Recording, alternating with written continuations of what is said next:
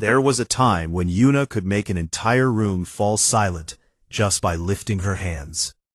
She remembered it clearly, even now. The festival on her home world, 3 years ago. Thousands of Learhai had gathered under the violet sky, their pale skin glowing softly in the evening light. Yuna had walked onto the floating stage with her Velhari cradled in her arms like a sleeping child. The instrument was beautiful, a frame of curved crystal with strings made of pure light that hummed and shifted color depending on the player's touch.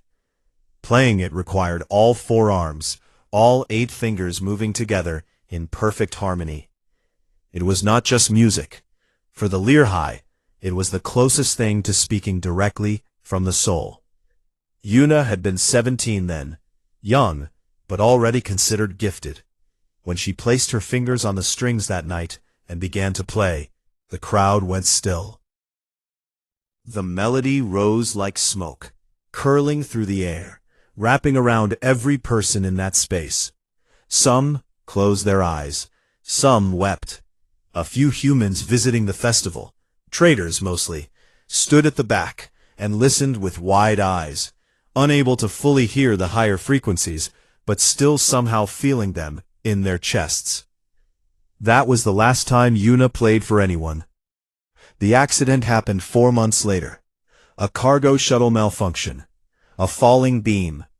The damage to her lower spine severed the nerve channels that controlled her 2 lower arms. Learhai doctors did everything they could, but the nerves were too delicate, too alien, even for their own medicine to repair. Her upper arms still worked perfectly.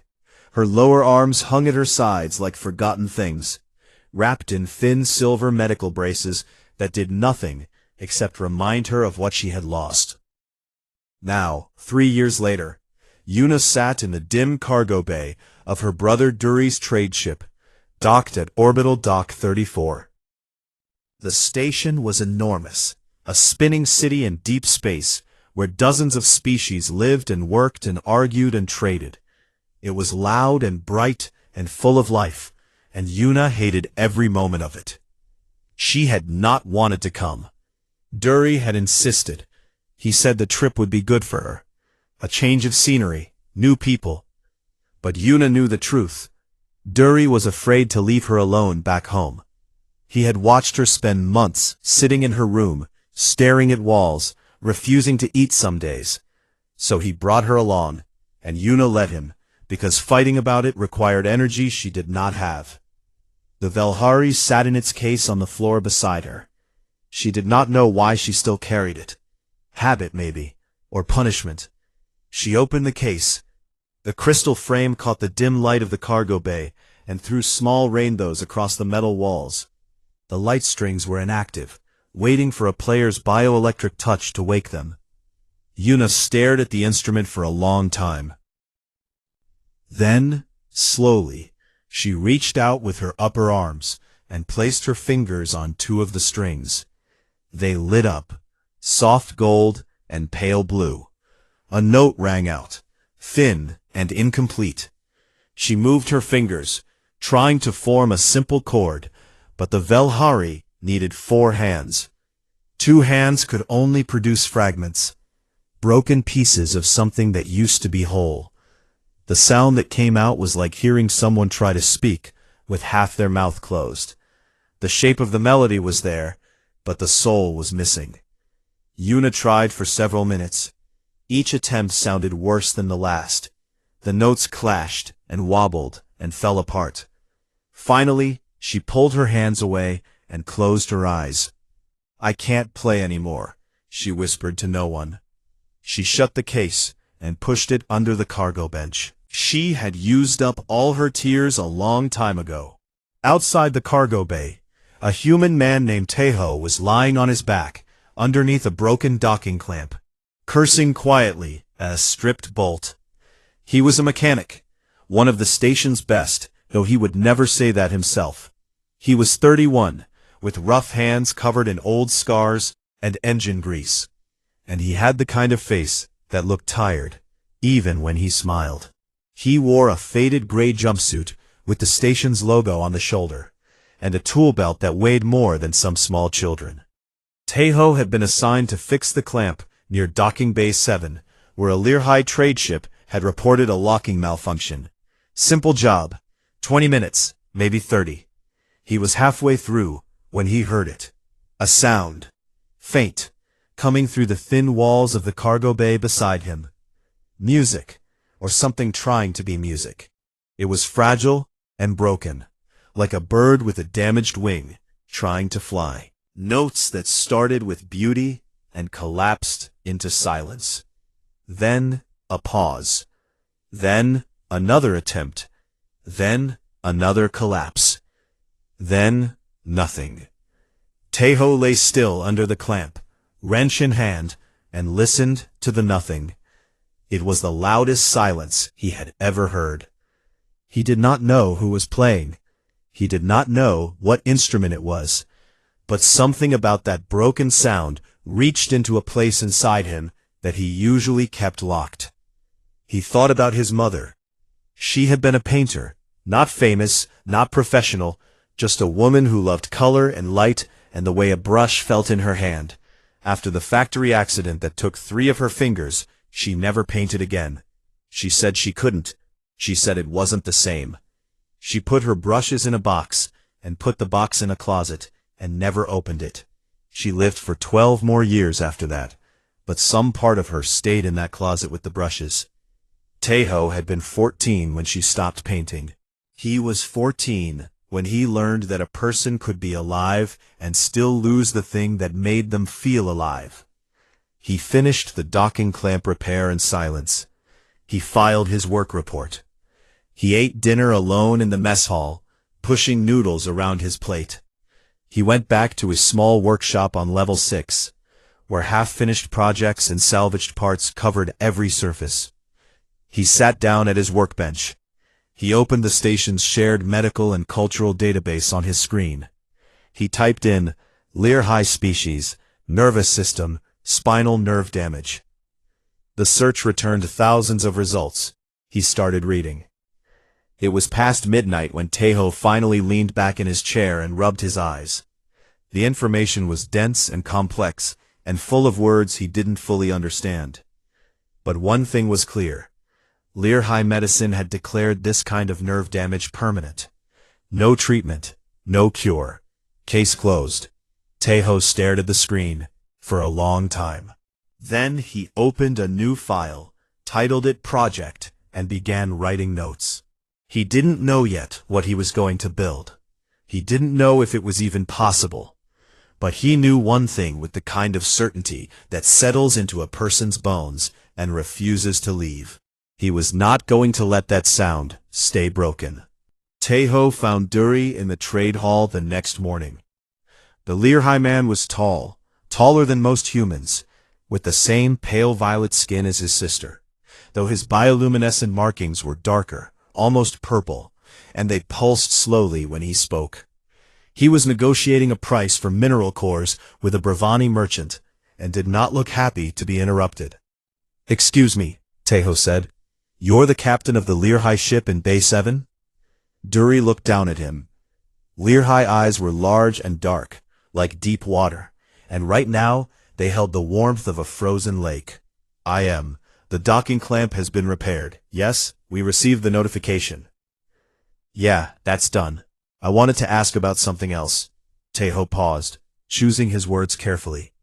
He was not a careful man by nature, but something told him this conversation required it. "There's someone on your ship. Someone who plays an instrument. A Velhari, I think. I heard them yesterday." Duri's expression changed. The bioluminescent markings along his jaw dimmed, which Taeho had read was a sign of discomfort or grief among the Learhigh. "That is my sister, Yuna." She sounded like she was struggling. "I read that Learhigh nerve damage in the lower spine can paralyze the lower arms. Is that what happened to her?" Duri stared at him for a long moment. "You read about Learhigh nerve damage," he repeated, his voice flat. "Last night, I couldn't sleep." "Human." Duri said the word like it explained everything. My sister's condition has been examined by the finest Lear-High physicians on 3 worlds. The nerve channels are severed. They cannot be repaired. This is not a machine with a broken part that you can replace. This is biology. Our biology, which your species has studied for less than 40 years. He leaned closer. I appreciate that your people enjoy solving problems. It is, I am told, your defining trait. But my sister is not your problem to solve. Leave her alone. Dury turned back to the Bravani merchant. The conversation was over. But Tejo was not the kind of man who understood when a conversation was over. He spent the next 2 days buried in research. He contacted Hana, an old friend from his academy years, who had gone into biomedical engineering instead of ship repair. She worked at a medical research outpost 2 star jumps away, and when Tejo sent her the Lear-High nerve scans, he had managed to pull from the station's shared database, bending a few access rules in the process. She called him back within an hour. This is fascinating, Hana said, her face filling his workshop screen. She had sharp eyes, and the kind of focused energy that made everyone around her feel slightly slow. The Lear-High doctors are right. The severed nerves can't be regrown with current technology. But look at this. She highlighted a cluster of nerves in the upper spinal region on the scan. Her upper nerve channels are completely intact, and they carry a massive amount of bioelectric signal, more than she needs for just 2 arms. So what are you saying? I'm saying we might not need to fix the broken road. We might be able to build a new one. Hana's fingers danced across her screen. A neural interface sleeve. It would sit on her lower arms, read the excess bioelectric impulses from her upper spinal cluster, and translate them into movement commands for the lower hands. We wouldn't be healing her, we'd be creating a bypass. Tejo felt something spark in his chest. Can you design it? I can try. But I need to understand the instrument she plays. The movements aren't just mechanical, are they? No, Tejo said. From what I've read, the Velhari responds to emotional bioelectricity, not just motor signals. The music comes from feeling, not just finger positions. Hana was quiet for a moment. That makes this about 10 times harder. I know. I'll start working on the framework. But Tejo, you need her cooperation. I can't design something for a body I've never scanned. That was the part Tejo had been avoiding. He went to Yuna's cargo bay the next afternoon. She was sitting in the same spot, a metal bench near the wall, the Velhari case tucked underneath. She looked up when he entered, and her large dark eyes narrowed. You are the mechanic, she said. Her voice was soft, but edged. She spoke the common trade language with a slight accent that made every word sound like it was being carefully placed. My brother told me about you. He said you have been asking questions. I have, Tejo said. He did not sit down. I think there might be a way to help you play again. Yuna's upper arms crossed over her chest. Her lower arms did not move. You think? She repeated. I have a friend, a biomedical engineer. She's looked at Lear-High nerve scans. She believes we could build an interface that bypasses the damaged nerves and lets your lower arms move again. Not a cure, a tool. Yuna was quiet for a long time. When she spoke, her voice was low and hard. Do you know how many people have said similar things to me? Doctors, healers, specialists from 4 different species. They all believed they could help. They all failed. And every time they failed, I had to lose the same thing again. She looked away. I have accepted what happened to me. I do not need a human mechanic who has known about my species for 2 days to come and give me hope I cannot afford. I'm not selling hope, Tejo said. I'm offering to try. I don't want you to try. Her bioluminescent markings flared, a sign of anger he now knew. I want you to leave me alone. Tejo stood there for a moment, and nodded and walked out. In the corridor, he nearly ran into Dury, whose expression made it clear he had been listening. Neither of them spoke. Dury simply stared at Tejo until the human turned and walked away. That evening, Tejo sat in the mess hall, staring at a cup of cold coffee. His sister Bora found him there. She was younger than him by 6 years, with the same tired eyes but a sharper tongue. She worked as a communications officer on the station, and had a talent for understanding people that Taeho had never developed. "You look terrible," she said, sitting across from him. "Thanks. I heard you've been bothering the Learhigh girl in Bay 7. Taeho looked up. "How did you hear that? This station has 8,000 people and exactly 0 secrets." Bora took his coffee, sniffed it, and put it back. "Tell me what happened." He told her. When he finished, Bora was quiet for a while. Then she said something that landed in his chest and stayed there.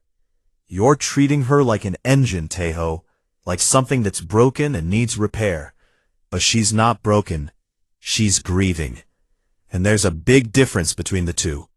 You can't walk into someone's grief with a wrench and expect them to be grateful."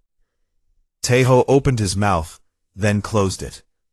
"If you really want to help her," Bora continued, "you need to let her decide if she wants to be helped. And you need to show her that you see her as a person, not a project." That night, Taeho sat in his workshop for a long time. Then he opened a translation program on his screen and began slowly, painfully composing a message in written Learhigh.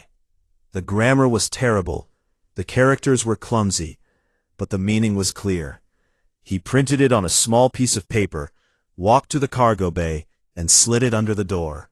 The note read, "I don't think you're broken. I think the universe owes you a better tool. Let me try to build it. Only if you want." Then he walked away and waited. 3 days passed. Taeho fixed engines, replaced power couplings, and tried not to think about the note. He failed at the last part. On the morning of the 4th day, he opened his workshop door and found the note sitting on the floor outside. Yuna had written a single line beneath his message, in the common trade language, in small and careful handwriting. It said, "Show me." Yuna did not come to the workshop with words. She came with silence. She appeared at the door on a Tuesday afternoon. Her upper arms folded, her lower arms hanging still in their silver braces. She looked around the room, at the tangled wires, the stacked engine parts, the oil stains on every surface, and said nothing. She walked to an empty stool near the wall, sat down, and watched Taeho work on a cracked fuel injector. She did not speak. Taeho did not push her to speak. He simply worked, and she simply watched. She came back the next day, and the day after that. On the 4th day, Taeho was struggling with a corroded valve that refused to come loose. He was swearing at it under his breath when Yuna said quietly, "You are turning it the wrong way." Taeho looked at her. She pointed with one of her upper hands. "That is a Bravani-made connector. They thread in the opposite direction." He reversed the turn. The valve came free. Taeho stared at it, then looked at Yuna. The faintest trace of something, not quite a smile, but close, passed across her face before it disappeared. After that, the silence between them became more comfortable. It was no longer the silence of two strangers. It was the silence of two people learning how to share a space. On the 6th day, Yuna spoke about the Velhari. "You cannot understand what the instrument is by reading about it," she said. She was sitting on her usual stool, watching Taeho solder a circuit board. The database articles described the mechanics, the finger positions, the string frequencies, the harmonic structures. But that is like describing a sunset by listing the wavelengths of light. It tells you nothing about what it feels like. Taeho put down his soldering iron and listened. "The Velhari responds to bioelectric current in the player's hands," Yuna continued. "But not just any current. It reads the patterns created by emotion. When a Learhigh feels joy, the bioelectric signature in our fingers changes. When we feel sorrow, it changes differently. The light strings translate those signatures into sound.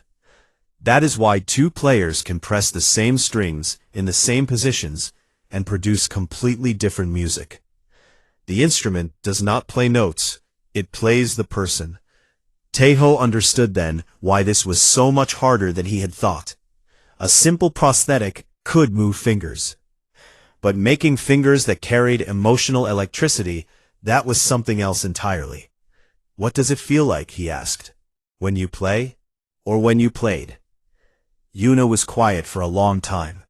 It felt like the truest version of myself, she said.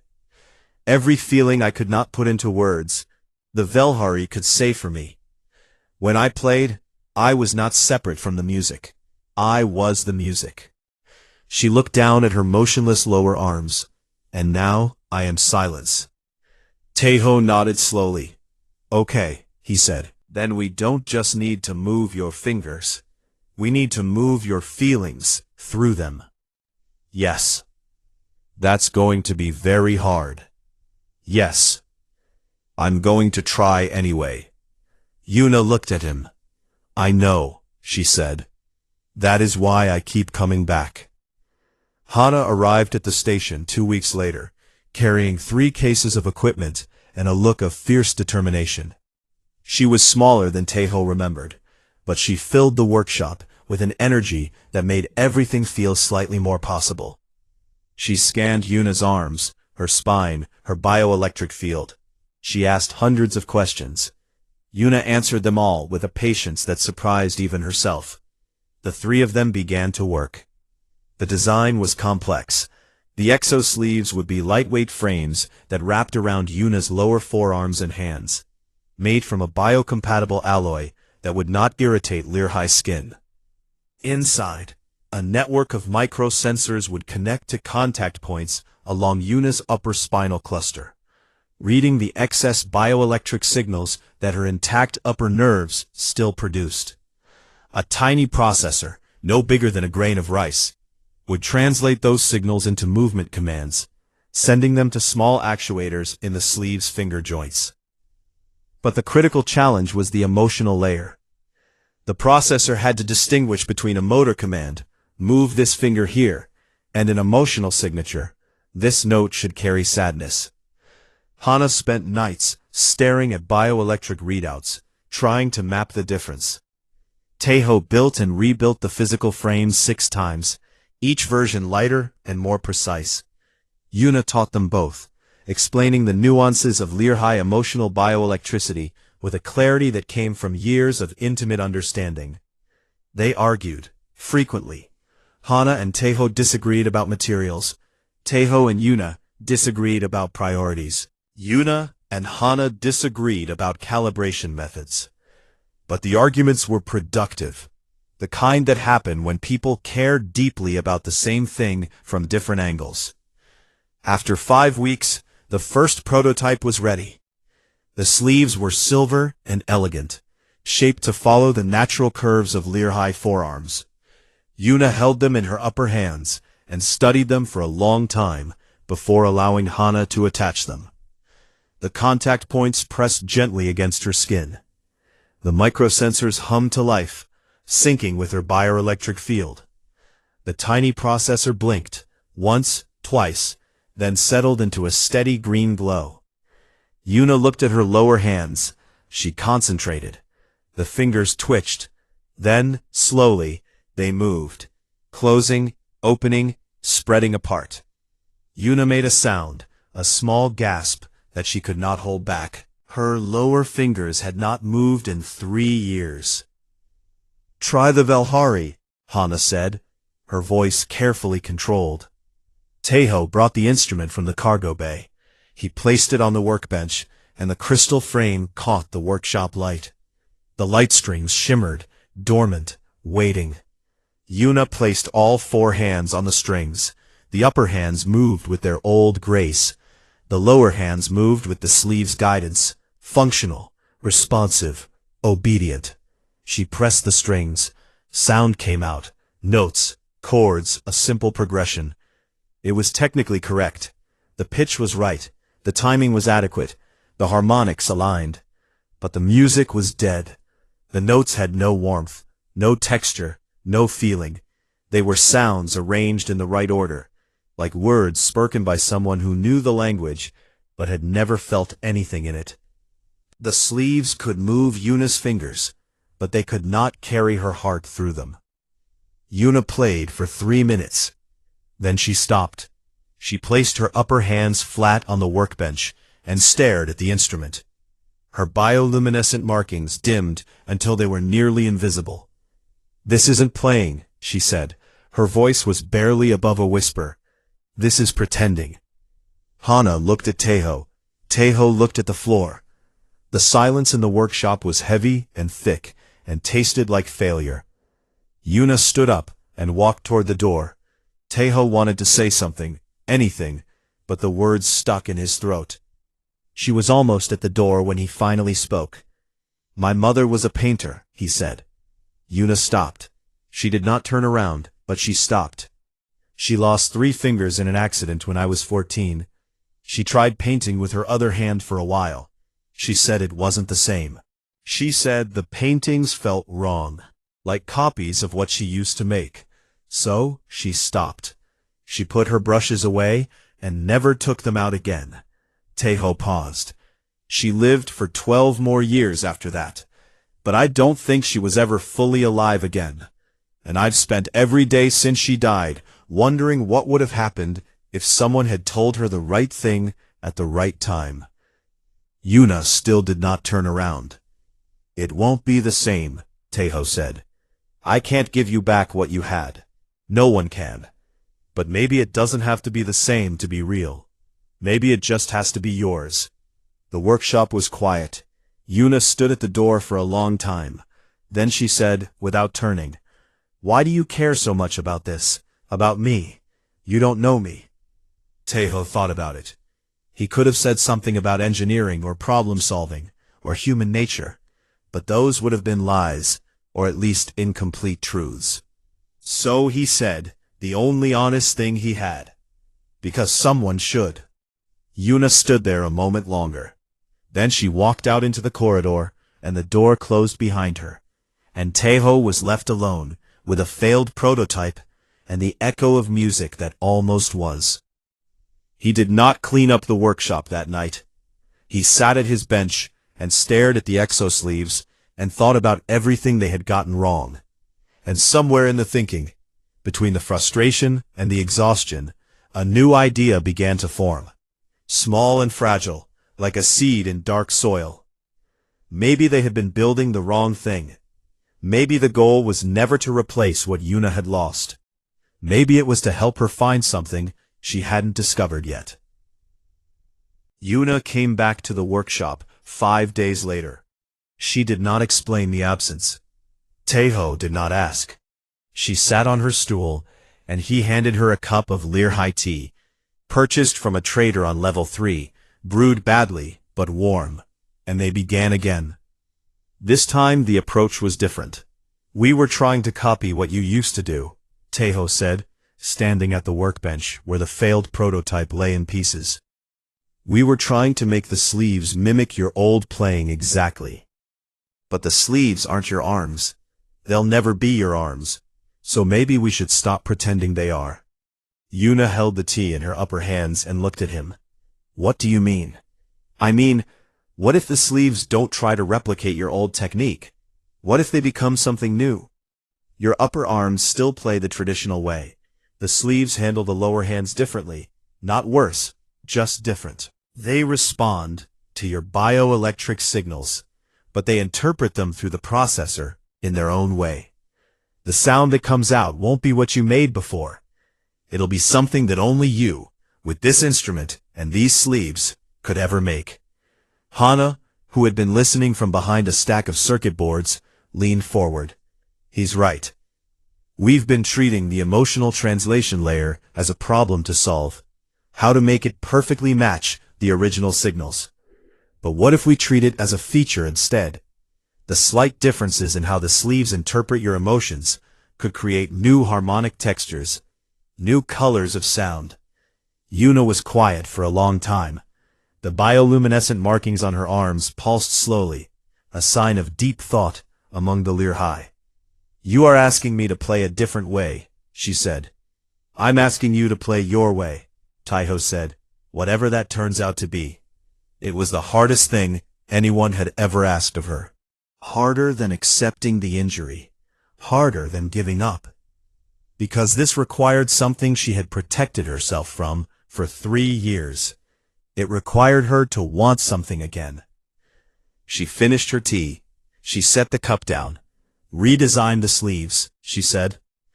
The next 3 weeks were the most intense of Taiho's life, and his life had included surviving a coolant explosion on a mining frigate at age 22.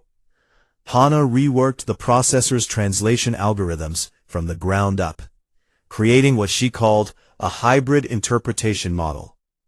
Instead of trying to perfectly match Yuna's bioelectric emotions to traditional finger movements, the new system would take the emotional signal and run it through a slightly different pathway, one that preserved the core feeling, but expressed it through the sleeve's own mechanical language. The result would be movements that were close to organic, but carried a subtle machine signature, a texture that was neither fully Learhai nor fully human-engineered, but something in between. Taiho rebuilt the physical frame from scratch. He used a lighter alloy this time, one that Duri had quietly sourced through his trade contacts. The Learhai trader had not spoken to Taiho since their first conversation. But 3 days after Yuna returned to the workshop, a sealed container appeared outside the door with a note in Duri's handwriting listing the material specifications. No greeting, no explanation, just the specs and a customs clearance code. Taiho understood. Yuna spent hours each day working with Hana on calibration. She would sit with the sensors attached to her upper spine, generating emotional states on command, recalling memories of joy, sadness, longing, peace, while Hana mapped the bioelectric patterns. It was exhausting and deeply personal work. Some sessions left Yuna drained and silent. Others left her with a strange, tentative energy that Taiho had not seen in her before. Something that looked, if he squinted, like the beginning of excitement. On a Thursday evening, the second prototype was ready. The new sleeves were beautiful. Taiho had taken extra care with the design, curving the alloy frame to follow the natural lines of Yuna's forearms, adding a thin layer of soft material on the inside so the contact points would not irritate her skin during long playing sessions. The microsensors were smaller than before, nearly invisible. The processor chip sat at the base of each sleeve, covered by a smooth panel that glowed with a faint, steady light. Hana attached the sleeves. The calibration sequence ran. The processor synced with Yuna's bioelectric field, and this time, the connection felt different. Less like wearing a machine and more like wearing a second skin. Try something simple, Hana said. Yuna placed all 4 hands on the Velhari. She took a breath. She played a children's song, one of the first melodies every Learhai child learns, a simple tune about starlight falling on water. Her upper hands moved with the familiar grace of a trained musician. Her lower hands moved with the sleeve's guidance, and this time, the movement was not a copy of the original. It was something else. The fingers found the strings with a slightly different timing, a slightly different pressure, and the notes that emerged had a quality that none of them had heard before. A warmth that was recognizable as Yuna's, wrapped in a texture that was new and strange and unexpectedly beautiful. The melody filled the small workshop. It was not perfect. The lower left hand had a tiny delay that created a subtle echo effect on certain notes. 2 of the higher frequencies wobbled slightly, adding a shimmer that was not in the original composition. But these imperfections did not break the music. They changed it. They gave it a quality of realness, of living effort, that perfect execution could never have achieved. Yuna played the entire song. When the last note faded, the workshop was silent. Hana was crying. She wiped her eyes with her sleeve and pretended she wasn't. Taiho stood very still by the workbench, his hands gripping the edge, his jaw tight. He was not crying. He was absolutely not crying. His eyes were just reacting to the soldering fumes from earlier. That was all. Yuna looked at her hands, all four of them, resting on the Velhari's light strings. The strings glowed softly, with residual energy, fading from gold to violet. She did not say anything for a long time. When she finally spoke, her voice was thick. "It is different," she said. "Is it bad?" Taeho asked. "No." She shook her head slowly. "It is not bad. It is just mine, in a way I did not expect." The news spread. On a station with 8,000 people and 0 secrets, it took approximately 2 days for everyone to know that the Lehigh girl in Bay 7 was playing music again. Most people were curious. Some were happy. One person was neither. His name was Counselor Mireille, a Lehigh cultural diplomat visiting the station for trade negotiations. He was old, respected, and deeply traditional. When he heard about Yuna's sleeves, he requested a meeting with Duri. "Your sister plays the Velhari through a human-built machine," Mireille said. It was not a question. Duri shifted uncomfortably. "She does. The Velhari is a sacred instrument. Its voice comes from the player's own bioelectric soul. What your sister is doing, using a mechanical interface to simulate that connection, is not playing. It is imitation. It degrades the art form." Mireille's markings pulsed with cool authority. She should accept her loss with the dignity our culture teaches, rather than contaminate the tradition with alien prosthetics. The statement was made publicly in the trade hall, where dozens of beings heard it. Within hours, it had reached Yuna. She stopped coming to the workshop. Taeho waited 1 day, 2 days. On the 3rd day, he went to the cargo bay and found it empty. Bora found him pacing in the corridor and told him to wait. Then she went to find Yuna herself. Bora found her on the observation deck, a quiet room with wide windows that looked out into the stars. Yuna was sitting on the floor, her back against the glass, watching the slow rotation of distant galaxies. Bora sat down next to her. She did not mention the sleeves, or the counselor, or music. She just sat there, sharing the silence, the way she had learned from growing up with a brother who fixed things with his hands instead of his words. After a while, Bora asked one question.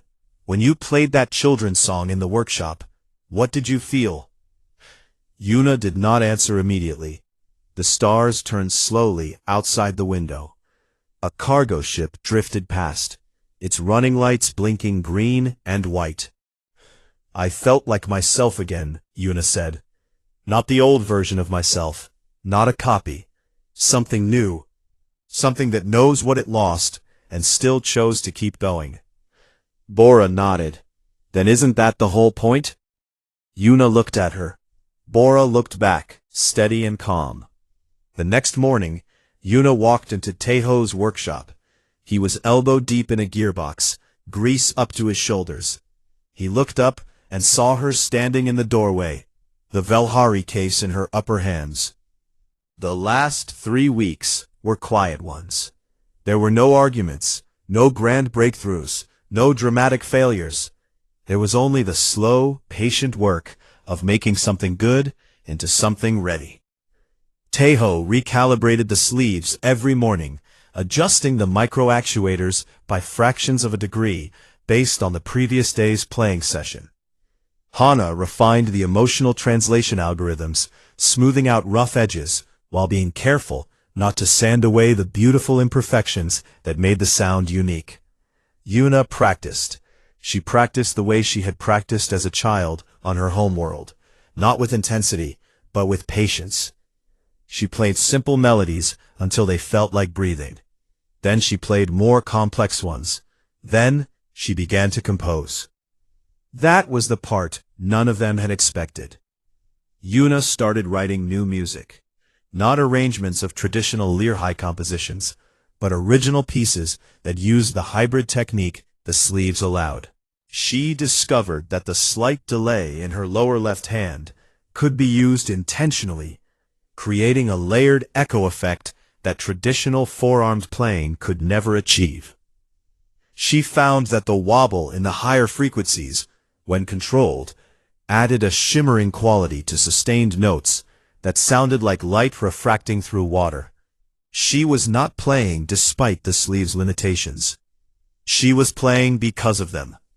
The technology and its imperfections had become part of her musical voice in a way that could not be separated from who she was now. Dury watched all of this from a careful distance. He came to the workshop more often now, though he rarely entered. He would stand in the corridor, listening to his sister play, his bioluminescent markings glowing in soft, slow pulses. One evening, Taeho found a small package outside the workshop door. Inside was a tin of expensive Lear tea, the real kind, imported from the highland regions of their home world, the kind that cost more than Taeho earned in a week. There was no note. There didn't need to be. Taeho brewed the tea carefully, following the instructions Yuna had taught him. He brought a cup to everyone in the workshop. Even Dury, who happened to be standing in the corridor at the time, accepted one. They stood there in awkward silence, 4 people from 2 species drinking tea together. And it was perhaps the most comfortable silence any of them had ever shared. It was Bora who suggested the performance. She came to the workshop one afternoon and said with the casual confidence of someone who had already planned everything, "The central atrium has an open performance slot next week. I reserved it." Yuna looked up from the Velhari. "You did what?" "I reserved a performance slot. For you. The atrium holds about 300, but people can watch from the upper walkways too, probably 600 or 700 total." "I haven't agreed to perform." "I know. That's why I'm telling you now, so you have time to agree." Yuna stared at her. Taeho stared at Bora. Hana, who was adjusting a sensor, stared at everyone. "She's right," Hana said after a moment. "You're ready." Yuna looked at Taeho. He didn't say anything. He just gave a small nod. Not pushing, not pressuring, just acknowledging what they all knew. She was ready. She had been ready for days. The only thing holding her back was the fear that the universe would take this away from her again. "Counselor Mireille is still on the station," Yuna said quietly. "I know," Bora said. "He will come." "Probably." Yuna looked down at her hands, the upper ones bare and familiar, the lower ones wrapped in the silver sleeves that glowed faintly with calibrated light. 4 hands. 2 natural, 2 rebuilt. All hers. "Fine," she said. "I'll play." The evening of the performance, the central atrium was full. Word had spread across the station in the way that word always spreads, through whispers and messages and the quiet network of curiosity that connects every community. Humans, Learhai, Bravani, and a dozen other species filled the tiered seating and lined the upper walkways. Dury stood near the front, his arms folded, his markings pulsing with a nervous energy he was trying to hide. Bora sat in the second row, with a recording device she had calibrated 3 times. Hana stood near the back, close to the exit, because she was not sure she could handle watching without running away to check the telemetry data. Counselor Mireille was there, near the left side of the atrium. His expression was polite and closed, like a door that had been shut long ago and saw no reason to open. Taeho was backstage, if a small area behind a curtain in a space station atrium could be called backstage. Yuna stood beside him, the Velhari in her upper arms, the exo-sleeves humming softly on her lower ones. She was trembling. "What if the sleeves malfunction?" she asked. "They won't. I tested them 4 times today. What if the emotional calibration drifts?" "Hana locked it this morning. It's stable." "What if no one likes it?" Taeho paused. Then he said, "When you played that children's song in the workshop, the first time the new sleeves worked, Hana cried. I almost cried. And I once got hit in the face with a wrench and didn't even blink, so I think you'll be fine." Yuna looked at him.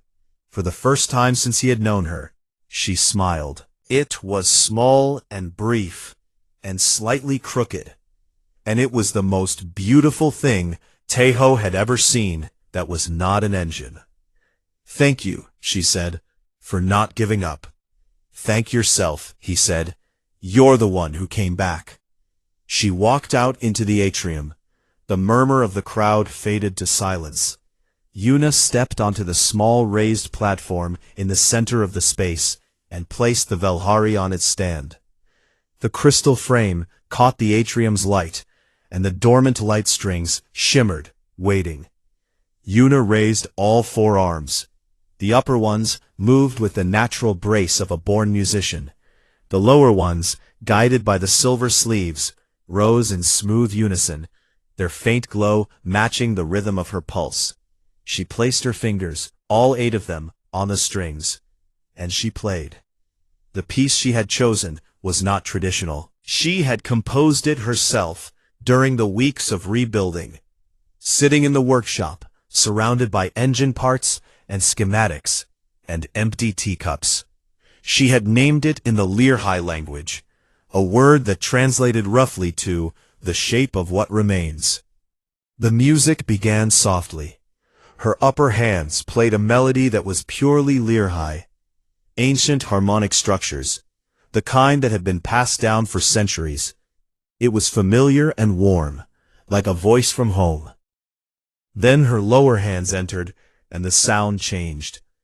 The sleeves interpreted her emotions through their hybrid translation, and the notes that emerged carried a texture that was new, a slight mechanical shimmer, a subtle delay that created depth, a warmth that was recognizable as Yuna's soul wrapped in something that had never existed before. She did not hide the technology. She did not try to make the sleeves invisible. She played with them, through them. The imperfections became part of the music's fabric. Pauses where traditional playing would flow smoothly, echoes where there would normally be silence, harmonic colors that no organic hand could produce. It was not traditional Lirhai music. It was not human music. It was something that could only exist because a girl had lost everything, and a stubborn mechanic had refused to let it stay lost. The composition grew. It moved through movements that traced the arc of Yuna's journey: loss, silence, anger, the first painful attempts at recovery, failure, despair, and then, slowly, the discovery that something new could grow in the space where something old had been. The music said things that words could never say.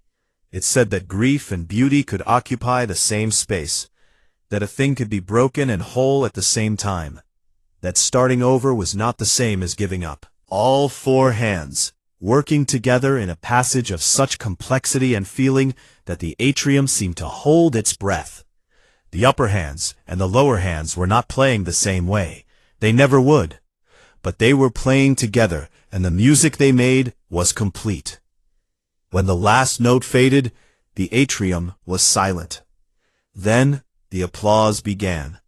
It started with the humans, loud, immediate with their hands and their voices, and spread outward in a wave. The Bravani stamped their feet. A cluster of small Tahari beings in the upper walkway whistled in their high-pitched language. And the Lirhai in the audience did what Lirhai do when they are deeply moved. Their bioluminescent markings flared bright, filling their section of the atrium with soft violet and blue light, like a garden of living stars. Counselor Mirei sat very still. His expression had changed. The closed door had opened, just slightly. He did not applaud. That was not his way. But he unfolded his arms. He placed his hands on his knees, palms up, in the Lirhai gesture of acknowledgement. It was small, but it was enough. In the days that followed, things settled into a new shape. Yuna did not become who she was before. She became someone else. Someone who carried the memory of loss and the weight of rebuilding, and turned them into music that no one had ever heard. She began teaching. sharing the hybrid technique with other disabled Learhigh musicians who had been told they could never play again. The messages started coming from other stations, other worlds, other species. Taeho went back to fixing engines, but his workshop gained a second purpose. With Hana's help, he began designing adaptive technology for other species. Mobility devices, communication aids, sensory interfaces. He just fixed different things now. Duri thanked Taeho in the Learhigh way, a slow pressing of palms together, foreheads almost touching, accompanied by a low hum that vibrated through both of their bodies. The gesture meant something that did not translate perfectly into human language. But the closest approximation was, "You are part of my family's story now." Bora submitted her recording of the performance to the Galactic Cultural Exchange Archive. Within a month, it became one of the most viewed recordings of the cycle. She never told Yuna. Yuna found out anyway. She pretended to be annoyed. She wasn't. Hana co-published a paper on cross-species adaptive neural interfaces. Yuna was listed as co-author and co-designer. It was the first time a Learhigh musician had been credited in a human engineering journal. It would not be the last. And late at night, when the station was quiet, and the corridors were dim, and the stars turned slowly outside the windows, Taeho would be in his workshop, bent over some engine or circuit or stubborn piece of metal that refused to cooperate. And Yuna would walk in, sit on her stool, take out the Velhari, and play. Not performing, not practicing, just playing, for the joy of it, for the simple pleasure of making sound in a universe that was mostly silence. Taeho would work. Yuna would play. Neither of them needed to speak.